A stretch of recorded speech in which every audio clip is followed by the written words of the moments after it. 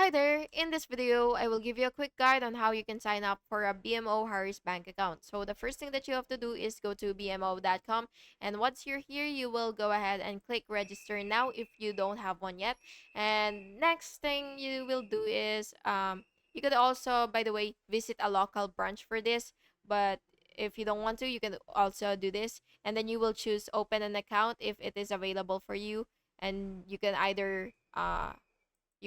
choose either checking account, savings account, money market, mortgages, loans, or so on. And then you will, of course, fill in with your account number and then your social security number or your taxpayer identification number. So you will just have to fill in all of this. And then after that, you will just have to continue. And then you will just have to fill out the personal information form, including the name, the address, the date of birth, and social security number as well.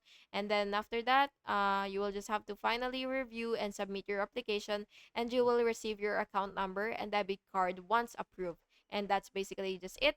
Thank you so much for watching this video, and I really hope it was helpful for you. And if it was, please make sure to like and subscribe for more videos like this. Thank you, and have an awesome day.